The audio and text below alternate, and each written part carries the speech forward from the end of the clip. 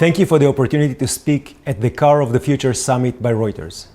In my short talk today, I will share with you what we at Mobileye identify as the core technological enablers of autonomous driving at scale. At Mobileye, we have been harnessing computer vision and machine learning to promote driver assistance and road safety since 1999.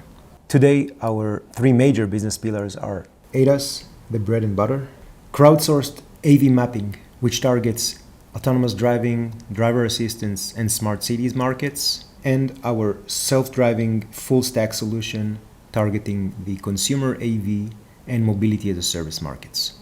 The combination of all three core tech engines is imperative to unleashing AVs at scale. The first element is the RSS formal safety model. It's an explicit, digitally interpretable, and enforceable model for the safety of the decision-making of the autonomous vehicle. The second principle is the realization that the AV-ADAS divide is not scope of capabilities, not a different scope of capabilities, but rather the mean time between failures in executing those capabilities. We are relying on what we call true redundancy, truly redundant perception subsystems which perceive the environment in parallel to one another and allowing us to both perceive the environment with low failure rate as well as prove that our system has lower failure rate of that of a human driver, which allows us in turn to take the driver into a eyes off, mind off position. The third element is enabling or unleashing seamless geographical scalability. Autonomous driving has to be deployable anywhere. And in order to make that a reality, we've designed a crowdsourced mapping solution which utilizes the plethora of driver assistance cameras that are traveling out there to harvest information and build automatically high refresh rate AV maps to cater for that interest of seamless geographical scalability of the autonomous driving system. What do we mean by true redundancy? Having two perception subsystems, one comprised of cameras only, and the other one comprised of radar and LiDAR sensors only, both creating a comprehensive view of the environment, covering the four elements that constitute the environment: the road users, the road boundaries, the road geometry, and the road semantics. Being able to do that independently in two subsystems gives rise to both the very low failure rate or high mean time between failure that our system yields, as well as to the provability of our systems, our ability to prove that our system is exceeding the capabilities of a human driver in terms of failure rate. Having two independent subsystems proven on order of magnitude of 10,000 hours each would give rise to a proven safety case of the perception system, of the overall perception systems, which is the square around 100 million hours of driving. Coming to design a computer vision subsystem, which mean time between failures is at the order of 10,000 hours, is not a trivial undertaking. It entails a combination of several standalone, mutually informative computer vision cores.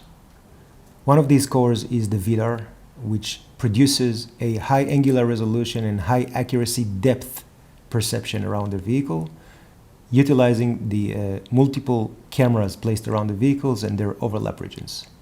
This standalone computer vision engine is, of course, independent of the more classical pattern recognition methods that we deploy in the surrounding of the vehicle, which perceive the vehicles based on the objects of the environment based on their appearance rather than their depth. Another such standalone comprehensive perception engine is designed to directly yield a semantically explicit representation of the host surroundings. As you could see in this slide, it outputs a top view of the environment, road users, road boundaries, and even the velocity of vehicles around the host. The resulting computer vision subsystem is actually a product of itself. This is the supervision product, which we designate as a premium driver assistance solution. It is a standalone end-to-end stack comprised of computer vision, REM, and Mobileye's driving policy and RSS layers. The Road Experience Management Technology, or REM, is Mobileye's crowdsourced AV mapping technology, which is designed to seamlessly enable AV everywhere. The technology is comprised of three core stages: the harvesting, the aggregation, and the localization. By harvesting, we refer to the process of perceiving the environment through single camera equipped vehicles or driver assistance vehicles, identifying the road geometry and road semantics around us in a way that allows us to transmit with very low bandwidth this information up to the cloud. We interpret the road geometry and road semantics out of the video stream, pack it in small packets of 10 kilobytes per kilometer, and shoot them out to the cloud for aggregation of a map. The second stage, the aggregation of the map, is taking these snippets of information, turning them into a coherent map of the environment, AV map, which contains the road geometry and road semantics with a very high level of accuracy, as well as landmarks, which will then be used to localize the vehicle within the map. Which brings us to the third stage, which is localization.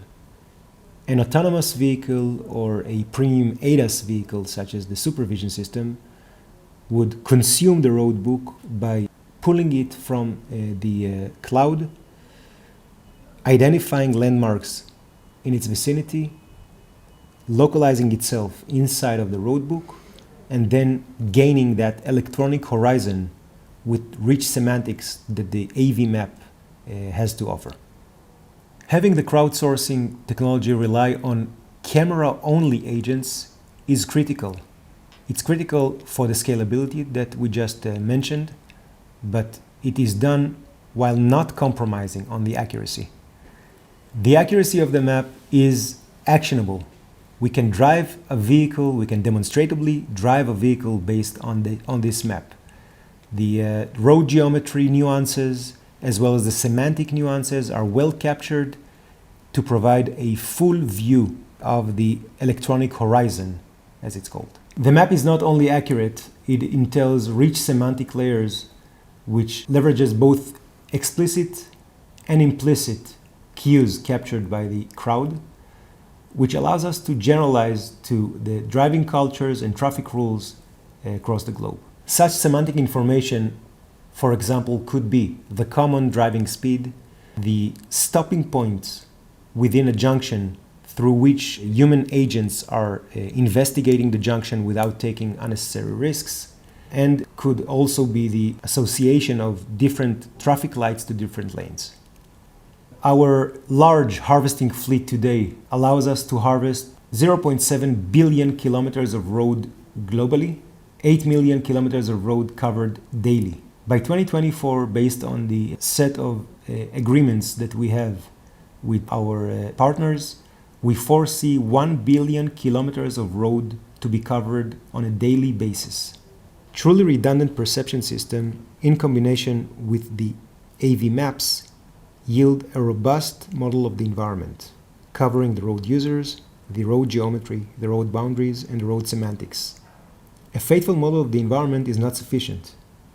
And to safeguard the vehicle decision-making from causing an accident, we have formulated RSS, an explicit model for a road user's duty of care. Beyond complying with the RSS contract in our own systems, we are driving its standardization across the globe. The resulting robustness, geographical scalability, safety, and agility of our AV system is not theoretical.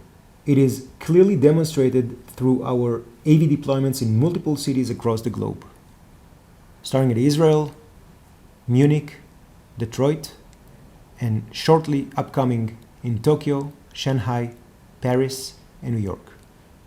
Thank you all for your time today.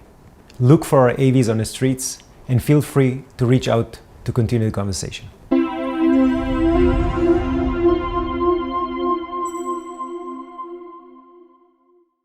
Thanks, Erez, for that presentation. That was brilliant. If may I ask, how do you envision the arrival of autonomous vehicles playing out? in other words, how long until we will be able to actually ride in or purchase a fully autonomous vehicle, and what needs to happen before that dream comes true? Great question. So there are two streams that are going to bring about autonomy to the end users. First one is robotaxis, where a user simply can ride an autonomous vehicle. We are planning to launch such a service already by 2022, next year, and we see the industry probably opening up in a larger scale for robotaxis in around 23, 24 timeframes.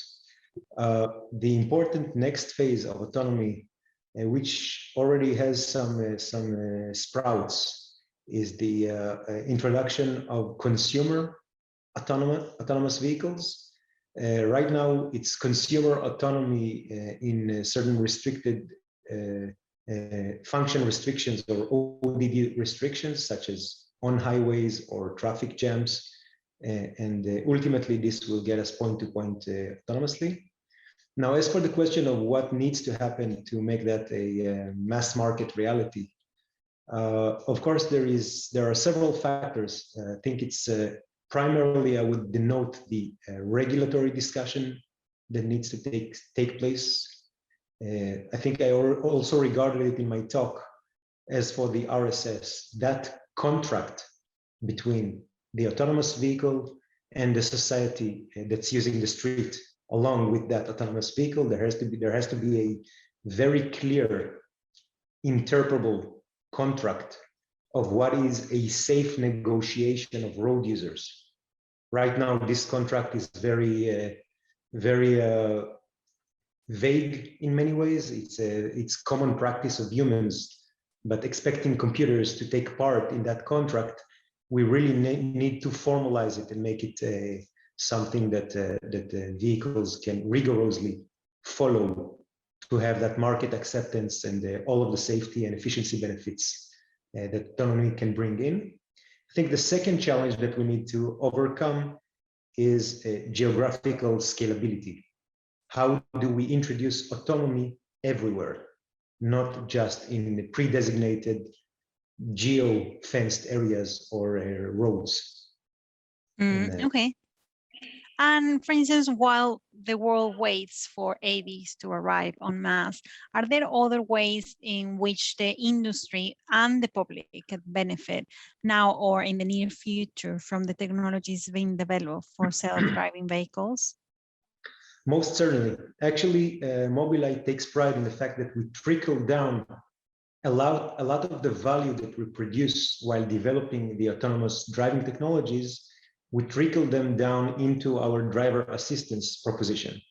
For example, our mapping was originally intended to cater only for autonomous vehicles, and today is already marketed as part of premium driver assistance systems.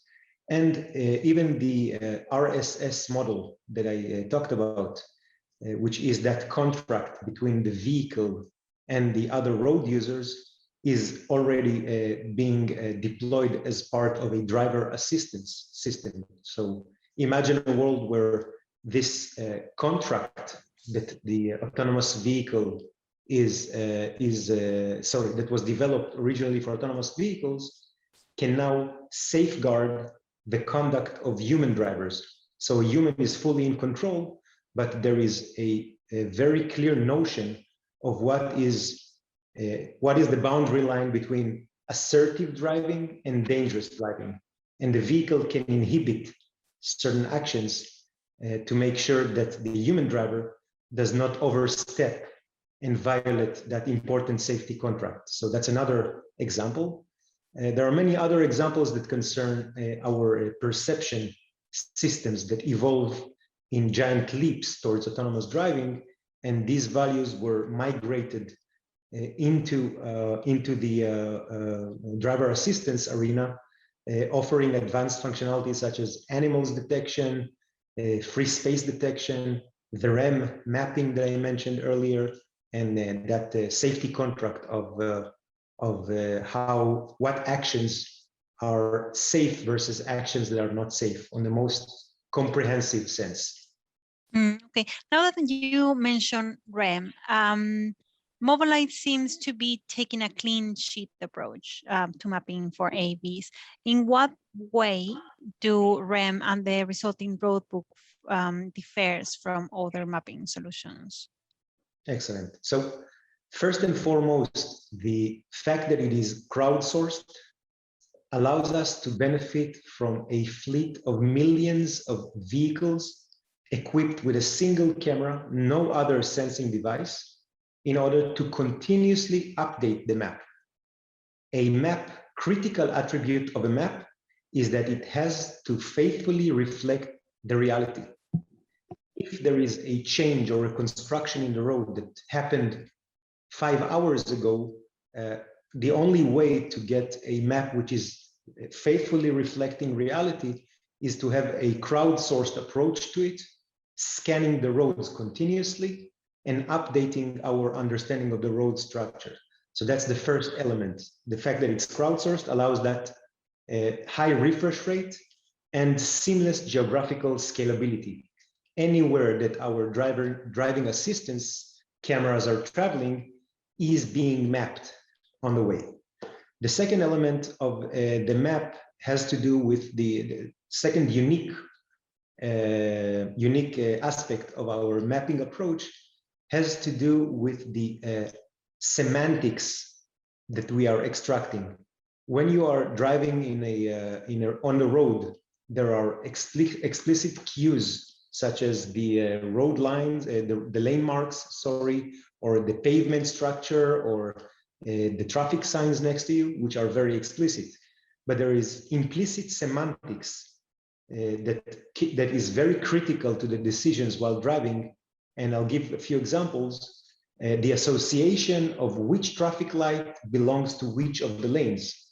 Seems like a very simple assignment problem that humans solve very easily, but when you really try to make a computer resolve that problem in real time, you run into difficulties.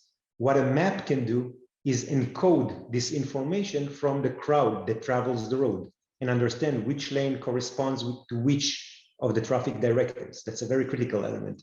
Another nice example is when a human is investigating a junction, entering a junction to investigate whether a vehicle is coming, there is a very specific pattern of how do we proceed into the junction while minimizing risks and maximizing our visibility.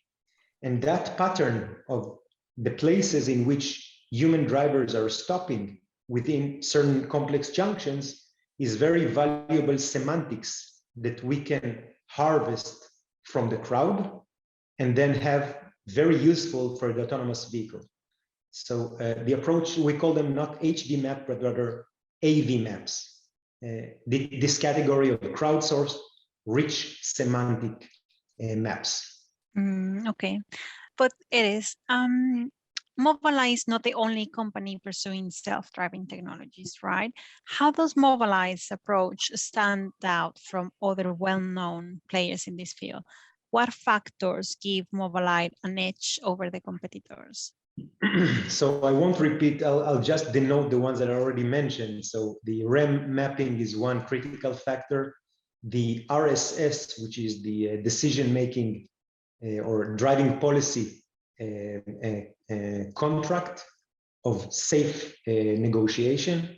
That's a key factor that enables both the safety as well as the agility of our vehicles. So sitting in the vehicles, you would experience a very human-like drive because the boundary line between assertive and dangerous is very clearly formulated, and we can maximize the assertiveness and agility.